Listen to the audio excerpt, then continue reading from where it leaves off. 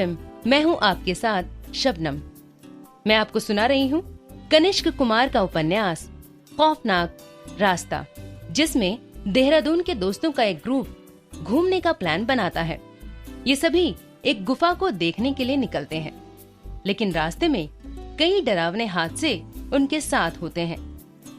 आइए सुनते हैं इस उपन्यास का भाग 2। अरे रिंकी, राज के पीछे कोई नहीं है।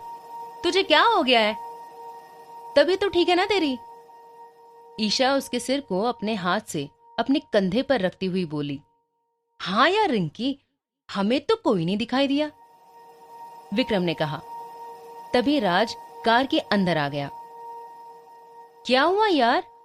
रिंकी, तुम मुझे क्या इशारा कर रही थी? राज ने कार का दरवाजा बंद करते हुए पूछा।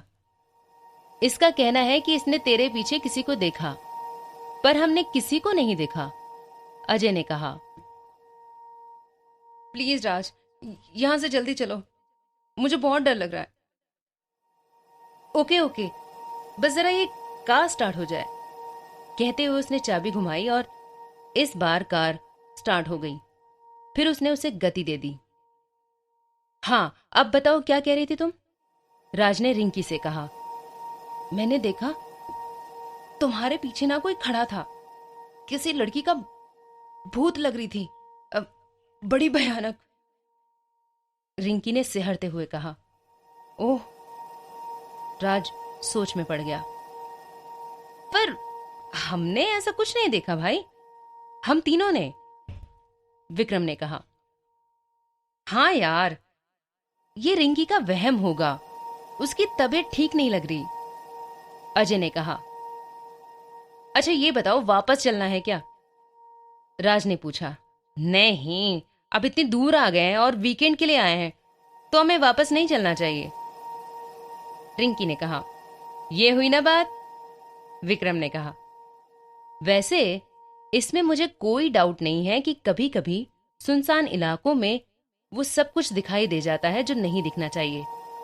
हो सकता है रिंकी ने सच में किसी को देखा हो मेरे पीछे, राज ने कहा। अच्छा, तो हम तीनों को क्यों नहीं दिखी वो? अजय ने कहा। क्योंकि रिंकी बार बार कह रही थी कि उसे डर लग रहा है, तो उसे और डराने के लिए वो सिर्फ उसी को दिखी होगी। जो डरता है वो उन्हीं पर हावी होने की कोशिश करते हैं। राज, अब फिर से मत डराओ यार, रिंकी ने कहा। अरे डरो मत, मैं तो मजाक कर रहा हूं। तुम कोई स्टोरी सुनाओ यार, तुम्हारी कोई फेवरेट, जो तुम रियल स्टोरीज पढ़ती हो ना, उनमें से, राज ने कहा। पर वो मजाक नहीं कर रहा था। हाँ, इससे रास्ते का पता भी नहीं चलेगा और हम मंजिल के करीब पहुंचते जाएंगे और तुम्हारा मन भी लगा रहेगा। ओके, थोड़े हॉरर भी चलेगी ना, रिंकी ने कहा। हाँ, पर देखो तुम मत डरना, अभी थोड़ी देर पहले तुम ही डर रही थी ना, राज ने कहा। हाँ हाँ, नहीं डरूंगी। अभी तुमने कहा ना कि जो डरता है वो उसी पर हावी होने की कोशिश करते हैं, तो थोड़ी हिम्मत तो दिखानी पड़ेगी, रिंकी ने कहा। गुड, अजय ने कहा। राज कुछ सोच रहा था। शाम के लगभग 6:30 बज रहे थे। अब धीरे धीरे अंधेरा बढ़ने लगा था। सूर्य डूब चुका था, पर उसका उजाला अब भी था। राज ने कार के छोटे हेडलाइट्स जला लिए। रिंकी ने स्टोरी बताना शुरू किया। सन 1999 की बात है। 3 दोस्त रहते थे, प्रताप, यश और विजय। प्रताप और यश एक शहर में रहते थे और विजय उस शहर से दूर 80 किलोमीटर एक शहर में रहता था। एक दिन प्रताप और यश प्रताप की बाइक में विजय से मिलने उसके शहर गए। वहां उन्होंने काफी सारी पुरानी बातें शेयर की, साथ में घूमे और पूरा दिन एक साथ बिताया। आखिर में जब प्रताप और यश वापस लौटने लगे, तो प्रताप ने विजय से उनके शहर चलने के लिए आग्रह किया। विजय ने मना नहीं किया और वो जल्दी से चलने के लिए तैयार हो गया। उन्होंने वहां से निकलने में काफी देर कर दी। उन्हें वहीं रात हो गई। प्रताप ने ड्राइविंग संभाल ली, उसके पीछे यश बैठा और फिर विजय बैठ गया। ये 3 सवारी एक बाइक पर बैठकर वापस आ रहे थे। रात के लगभग 11:30 बजे के आसपास वे एक गांव पार कर रहे थे। हवा चल रही थी। रात में साए साए की आवाज करती बहुत ही भयानक लग रही थी। उससे पेड़ की पत्तियां हिलती हुई बहुत ही भयानक लग रही थी। बहुत से पत्ते पेड़ से झड़ककर सड़क पर बिखरने लगे। चारों तरफ सन्नाटा छाया हुआ था। बाइक उस सन्नाटे को भंग करते हुए अकेले आगे बढ़ रही थी। बाइक के हैंडल में बाईं तरफ एक नीले रंग का जीन्स का बैग लटका हुआ था। जैसे ही वे गांव पार करके थोड़ी दूर आए, सामने दूर खेतों से एक बहुत बड़ा बैल तेजी से दौड़ता हुआ आया और इनकी बाइक से टकरा गया। परिणाम स्वरूप बाइक को गिर जाना चाहिए था, पर ऐसा कुछ भी नहीं हुआ। बाइक जैसे चल रही थी वैसे ही चलती रही, अपनी जगह से हिली भी नहीं, जबकि वो बैल बाइक से टकराने के बाद उल्टी दिशा में हवा में ही गायब हो गया। टक्कर इतनी जोरदार थी कि उस बैल के कुछ बाल हेडलाइट के किनारे में जा धंसे, जो किसी शैतान के लग रहे थे, और बाजू में टंगा वो जीन्स का बैग 2-3 जगह से फट गया। टक्कर के समय प्रताप को लगा कि किसी ने पकड़कर उसकी बाइक को संभाल लिया और अपनी शक्ति से उस बैल को दूर फेंक दिया। तीनों अचंभित थे इस हादसे से। फिर घर पहुंचने में उन्हें कोई दिक्कत पेश नहीं आई। यश को उसके घर छोड़ते हुए प्रताप विजय को अपने घर ले गया। प्रताप की पत्नी ने खाना बनाकर रखा था। सभी खाना खाकर सो गए। प्रताप का 3 साल का बेटा खाना खाकर पहले से ही सो गया था। रात में प्रताप को सपने में वही गांव दिखा जहां पर बैल ने टक्कर मारी थी। पहाड़ दिखे, साथ में दुर्गा मां दिखी अपने शेर के साथ। वे मुस्कुरा रही थी। सपने में यह भी दिखा कि वो बैल मायावी था और दुर्गा मां ने ही उसकी बाइक को टक्कर के बाद संभाल लिया था। अगले दिन उस गांव में जाकर प्रताप ने जब कुछ लोगों से पूछा तो उसे पता चला कि आधा गांव तो पहाड़ पर ही बसा है और उस पहाड़ पर एक दंतेश्वरी माता का मंदिर है। उसने मंदिर जाकर दुर्गा मां के दर्शन किए और रात की घटना के लिए धन्यवाद दिया। तब से वो उस मंदिर से स्थायी रूप से जुड़ गया। उसका उस मंदिर में जाना लगा रहता था और दोनों नवरात्रि में वहां उसका जोत जलाते थे। गांव वाले और मंदिर के पुजारी से भी उसकी बहुत अच्छी जान पहचान हो चुकी थी। इतनी अच्छी कि जरूरत पड़े तो घर जा सकते थे उनके।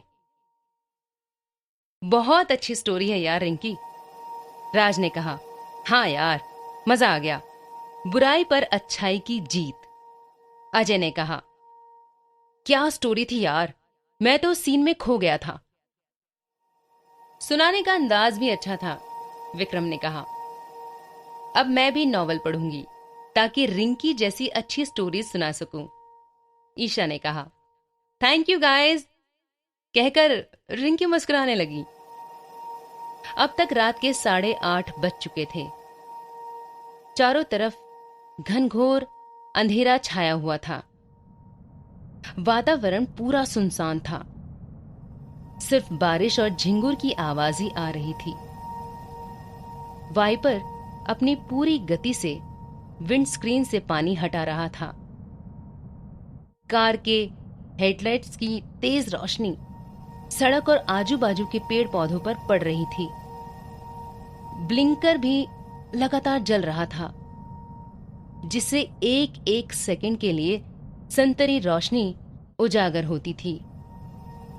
सड़क बारिश से गीली होने के कारण और काली नजर आ रही थी। कुल मिलाकर वातावरण डरावना और भयानक लग रहा था। ऐसा कि यदि कोई भी अकेले गुजरे तो उसका दिल दहल जाए। यार, अब रात हो गई है, हमें ना अब कोई अच्छा सा होटल देखकर उसमें डेरा डाल लेना चाहिए। हाँ, अजय ठीक कह रहा है राज, विक्रम ने कहा। हाँ, पर तुम लोगों ने एक बात नोटिस की क्या? राज ने पूछा। क्या? सभी ने एक साथ पूछा। जब से हम इस रास्ते पर मुड़े हैं तब से न हमें कोई गाड़ी पीछे से क्रॉस कर रही है, न सामने से, और तो और कोई गांव भी बीच में नहीं पड़ा। राज ने कहा। यार, अब मुझे भी ये रास्ता कुछ ठीक नहीं लग रहा। अरे, डरने की बात नहीं है। ये देखो, कार में हनुमान जी विराजमान है। कहते हुए राज ने हनुमान की मूर्ति के चरण स्पर्श कर लिए। हाँ ईशा, क्या हुआ? अचानक से रिंकी ने कहा। क्या हुआ? ईशा ने चौंकते हुए पूछा।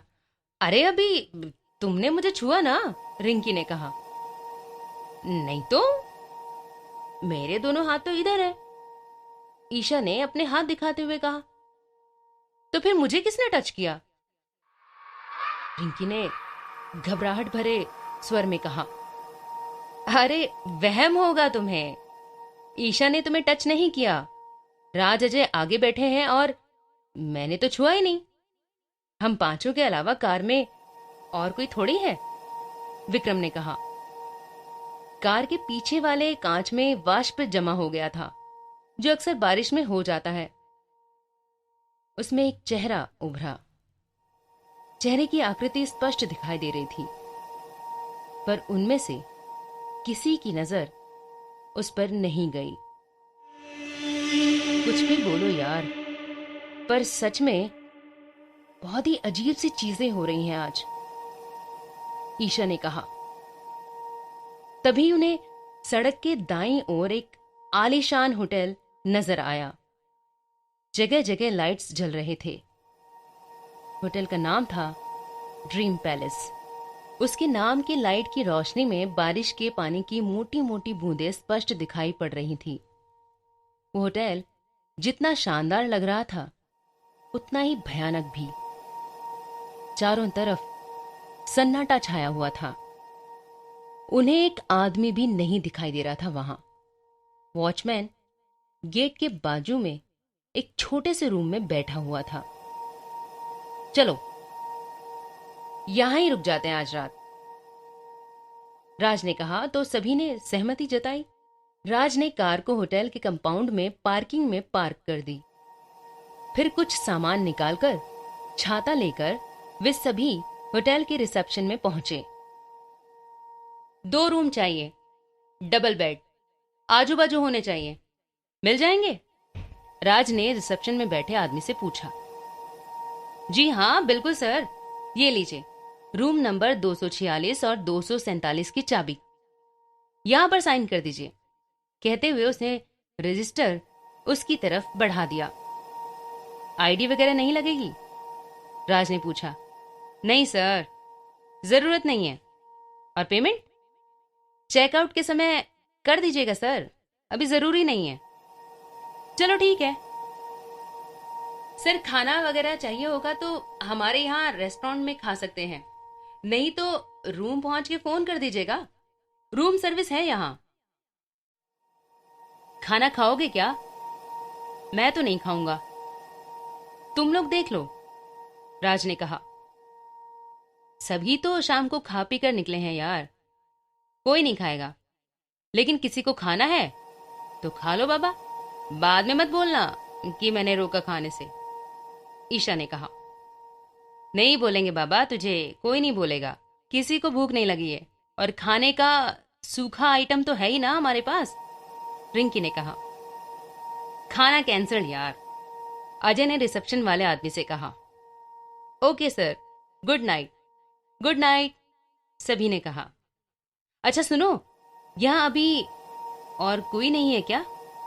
अजय ने पूछा। हैं सर, बहुत से रूम भरे हुए हैं।